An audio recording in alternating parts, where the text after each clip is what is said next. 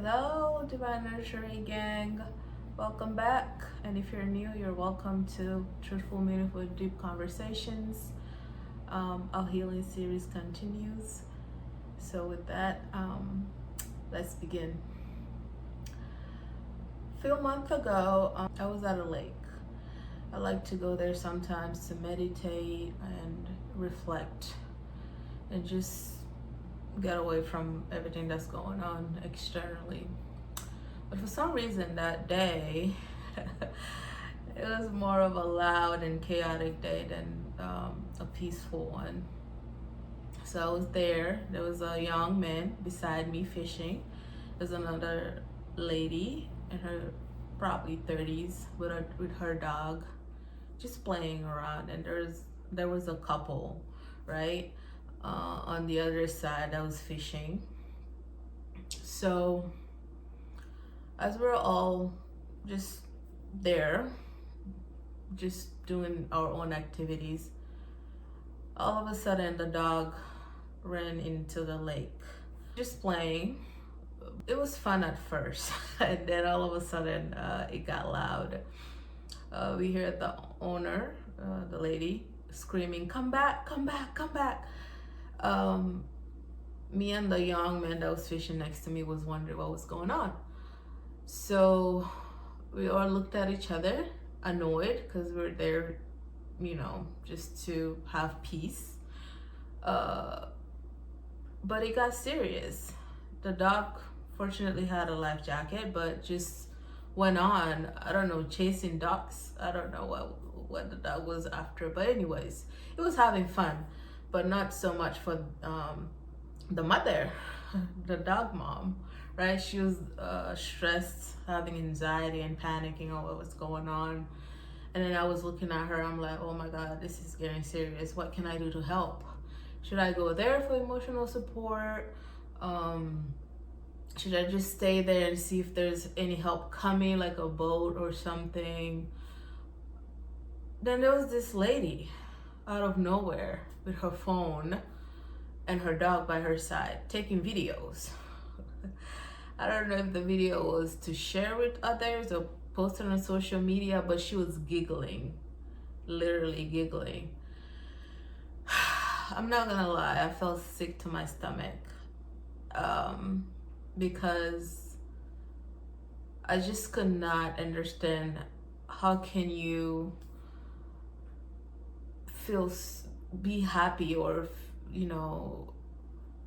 feel so malicious toward another human that's going through something. As we all were seeing, like the lady was feeling anxious and stressed, so we don't know the connection that she had with the dog. Anyways, finally the young man was like, maybe I should go for emotional support. I said, great idea. I guess I'll stay here and see if there's any help, because no one knew how to really help because the dog was far gone. We couldn't even see the dog at this point. All we could see is the lady, the owner, was just like going wild. Like she was losing it. She was losing it, honestly. So then all of a sudden I saw a boat coming. So I was like, okay, I waved, and then the other couple that was fishing was like, help, help, help the dog, rescue the dog. And the lady was over there still doing her thing, laughing with a malicious laugh, and just had her dog. Ironically, she was the one that had a dog, so it was interesting to me to kind of see that she was the less compassionate and feeling empathy, knowing that she could relate more to the situation. So anyways, finally the dog was rescued with all the anxiety that and stress the woman was feeling. She couldn't even yell at the dog or anything. And when it's like a parent like loses its child at a grocery store or something, when they finally get the child, it's like all they want to do is hug the child. So that's what the lady did. So she hugged the dog and they went to the car. And what really bothered me the most was, as soon as that guy with the boat rescued the dog, the lady immediately stopped recording the video and went on her way. She could not record that happy moment. I couldn't even meditate or reflect anymore, so I left. So as I was walking, the lady had her car parked next to me. So I see her in her car. She couldn't drive. She was so still stressed, that shocked. So I come next to her. I said, "Are you okay?" She was like, "No, I'm not okay." But he is. He was having fun. I can't believe this has happened. Oh my God. I said, "It'll be all right."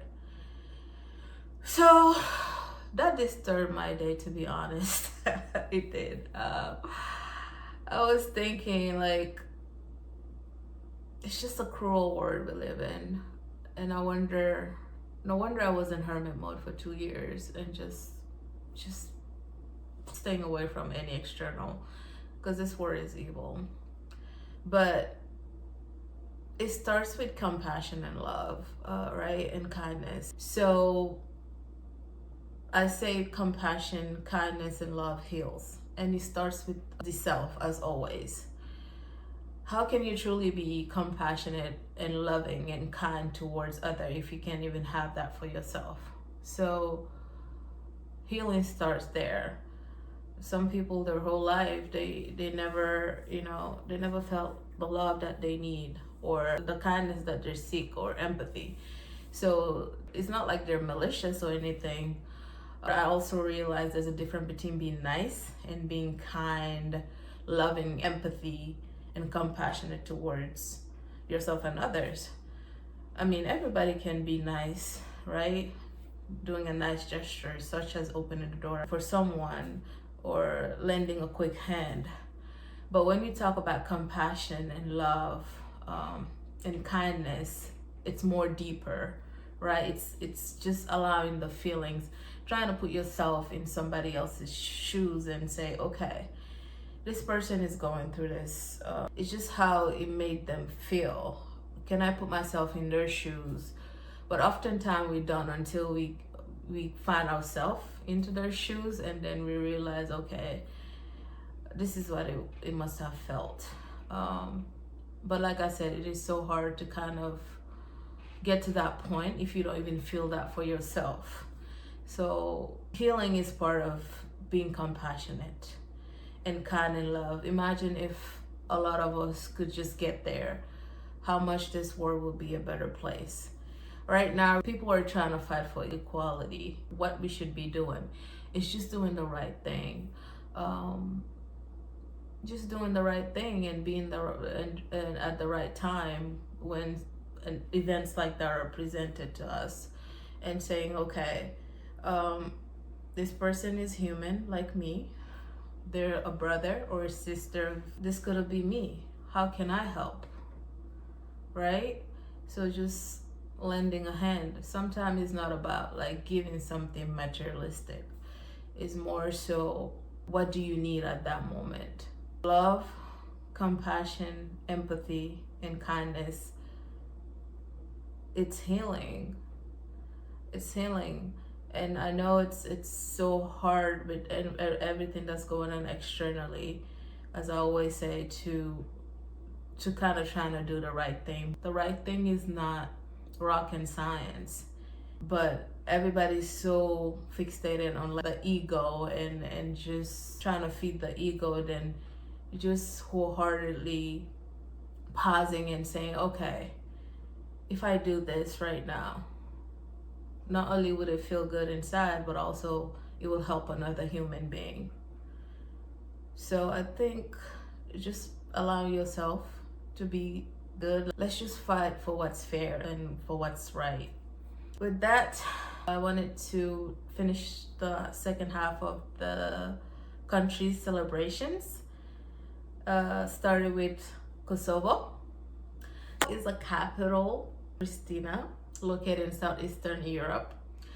They celebrate their Independence Day on February 17th, and it used to be part of the country Serbia. So in fact, one fact about them is Serbia still does not recognize Kosovo as an independent state. This is due to political and historical reasons. Serbia wanting to keep their autonomous territory or self-governance. So that's one of the reasons why they don't recognize Kosovo as an independent country. But Kosovo to this day celebrates since 2008 celebrates their Independence Day. So it's all about freedom. So happy Independence Day to Kosovo. The next country is the Gambia. Capital is Banjul, located in West Africa. They celebrate their independence on February 18, again, independence from UK. One fact about the Gambia is it is the smallest country in the continent and Long Island of Africa. And also the country is almost completely surrounded by Senegal. It's a very small country. Next, St. Lucia. Its capital is Castries, I believe. Located in the Eastern Caribbean. Celebrates their independence on February 22nd from Britain.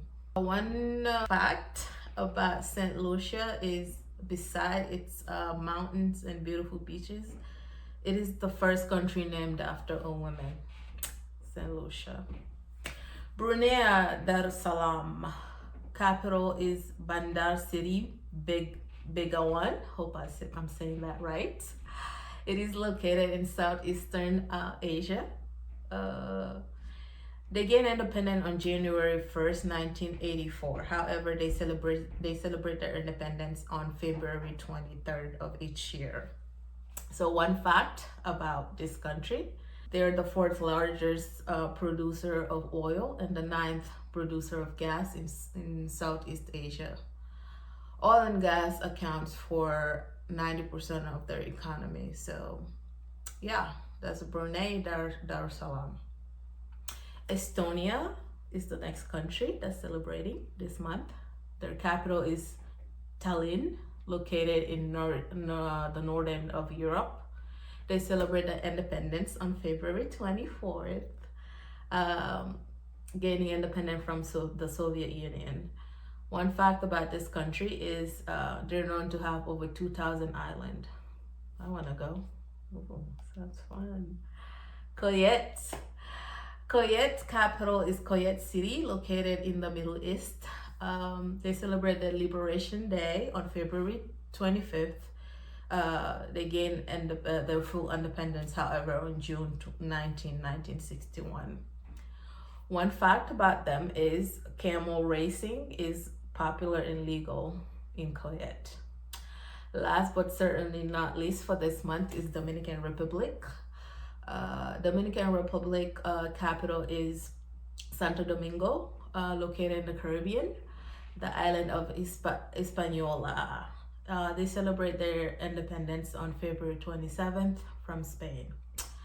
One fact about them is merengue and bachata originated from Dominican Republic. I love bachata. Love bachata, Romeo Santos. Anyways, with that, this concludes this chapter for healing series. As always, love, peace, harmony, faith, compassion wins. So always remind yourself those words. This might sound small, but it goes a long way. So always spread love, not just toward yourself, but towards your brothers and sisters of humanity. Because as like I say always, and I will continue to emphasize, as long as we have each other and support each other, the world will be a better place. So with that, I'll see you next time. Ciao. Ay Dominicana, tierra de sol y sol, entre playas de arena hay corazones de ron, de colores y tambores, el Caribe en flor. Somos gente alegre, somos pura pasión.